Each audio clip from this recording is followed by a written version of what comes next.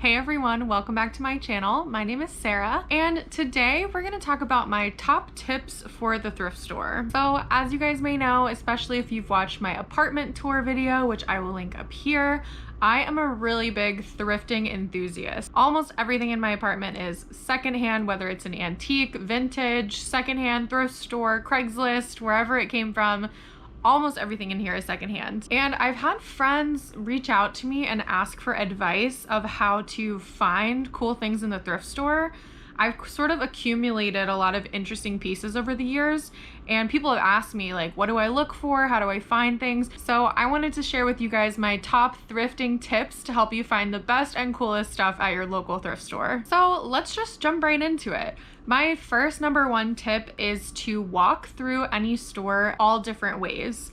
So if there's like a main path that the store follows, walk through the store however you normally would, but then before you leave, walk around in different directions and take a different path than you initially took, because I guarantee you will see stuff that you didn't see the first time. This is especially great for like really cramped small stores, antique stores, things that are like really stuck all together, displays that have 360 angles. You just want to make sure you walk around the store in different ways, because you're going to pass by things that you didn't notice on your first run through. So this is how I found some of the coolest items in my collection, is just like making sure that I don't miss anything and that I see everything by walking around different ways. My next tip is to make a list. So whenever I thrift, I always bring a list with me. I usually just keep it in my phone of things that I'm kind of looking out for, because at least for me, my list can sometimes get kind of long and I'll feel like a bit overwhelmed and I won't know to keep an eye out for certain things. So I always keep the list in my phone, and then before I go into a store, I'll just kind of glance over it to refresh my memory of what I'm looking for. This is also good for things like picture frames or something. Like if you're looking for something that would need to be a specific size, keep that in your list in your phone.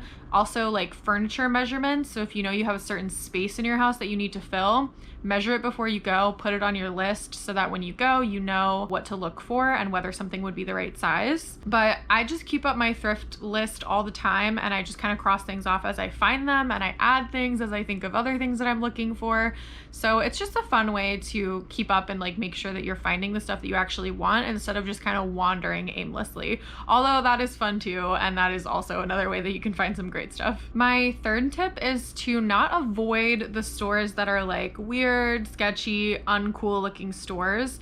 I think that oftentimes people will avoid like charity thrift stores or like church thrift stores or like these weird dinky little shops because they look lame from the outside. But to be honest with you, some of the best stuff I have ever found thrifting has been from these like weird little church charity shops and stuff.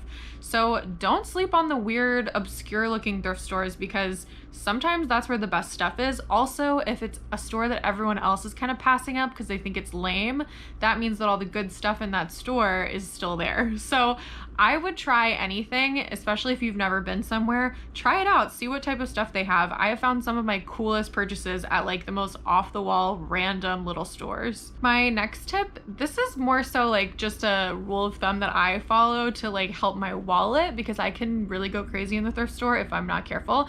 And I've really started to try to like pare down how much stuff I'm purchasing and only purchase stuff that I really truly love. So something that helps me with that is that when I see something in the store, I will look at it and I'll think like, oh my God, that thing is so cool. What is the price I would be willing to pay for this? Like, what's the maximum that I would pay for this? And so if you have that number in your head before you go look at it and look at the price tag, that helps figure out whether you're gonna buy it. I think this goes for like any purchase, honestly, not just thrift and secondhand. Any sort of home decor, anything. You just like ask yourself, what would I reasonably be willing to pay for this before you know how much it costs? And then when you see the price, you can kind of figure out if that's something you wanna pay for. My next tip is to look up, especially at antique and vintage stores. There are so many cool light fixtures, artwork, all sorts of interesting things that sometimes they'll hang from the ceiling.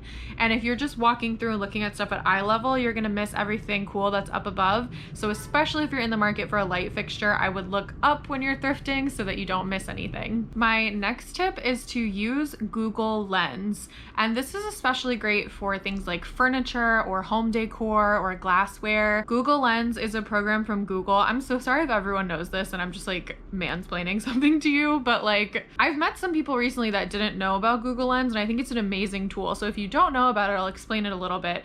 Google Lens is kind of like a Google imaging tool where you can take a photo of something with your phone and Google will search by image of what that image looks like, so it'll find visually similar items. So for example, if you're taking a picture of like an antique lamp or something, you can search it on Google Lens and you can see like, maybe is this a known designer? What does this sell for online? You know, is the price that they're charging a decent price? Stuff like that. Like you can look it up online. This is good if you're planning to resell any of your thrifting finds, to kind of like look up what the market might be for that item.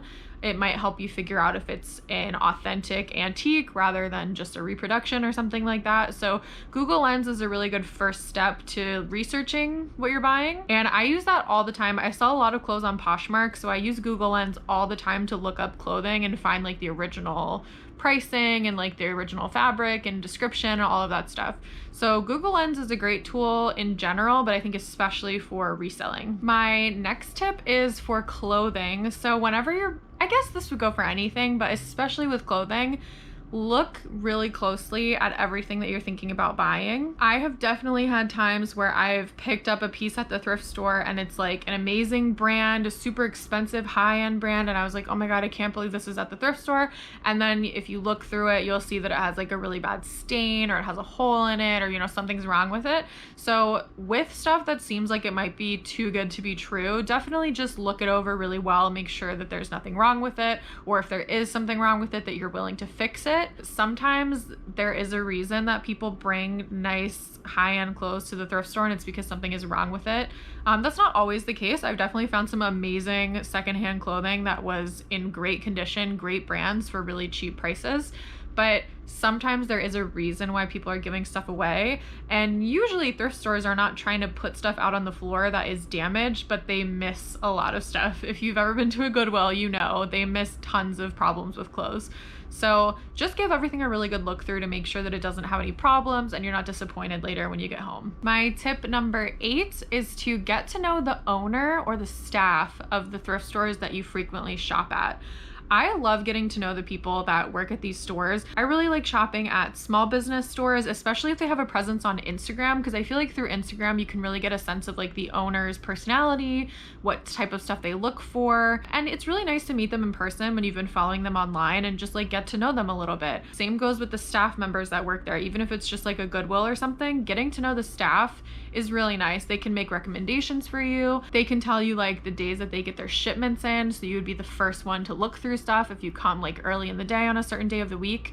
So just get to know them, especially if it's like a neighborhood thrift store. Get to know your community, get to know your neighbors, and sometimes they'll help you find really cool things. Number 9 is definitely in line with the last point that I made, which is to visit really frequently. So if you have a really good thrift store that you know has good stuff, try to go as often as you can just to like look through stuff. You'll start to see stuff that's familiar that you've already looked at that you know you don't want, but then you'll be able to really quickly identify what's new and what you might be interested in. So my favorite thrift stores, I try to go pretty frequently as I can, so that I don't miss anything really cool. And my last tip is to just keep looking, because everything you're looking for you will find eventually. I really believe that there is some sort of like universal force that will help the item that you're looking for come to you eventually if you just wait long enough. And I can't even tell you how much stuff I've gotten for free off of my Buy Nothing group that I've been like casually looking for, thinking about buying, sometimes thinking about buying new, and then someone on my Buy Nothing group will post it and I'll get it for free. Like if you just wait long enough, everything in life will show up either cheap at the thrift store or for free somewhere. So don't give up, just keep looking. Don't give in and pay a super high price for something that you want. I promise if you just keep looking, you will find the perfect thing at the perfect price. I also think it's more fun to be a little patient with your home. I think sometimes it can feel like a little overwhelming, like you want to get your home done, you want it to be organized, decorated, all put together. But like, I have found over the years that even though my home has definitely gone through time periods of like not being the most organized or like not being completely finished, like I'm looking over here at some of my gallery walls that are just like not completely done, But personally, I think it's really fun to kind of go slow with the process, because that way you can really collect the perfect things from all over the place and like slowly bring it together into a really cool, really eclectic, fun mixture. And personally, I think that's so much more fun than just like going to the furniture store and buying the matching set. Like, it's much more fun to take your time, collect everything, find the perfect thing, and when you find it, it'll be so much more special. So those are a few of my tips for how I like to do my thrifting. Definitely let me know your tips and tricks down below. I would love to read them. And if you like this video, make sure to give it a thumbs up and consider subscribing to my channel. My channel is still really small, but we're steadily growing, so it really helps my channel out if you would like and subscribe. But thank you guys so much for watching, and I will see you next time. Bye!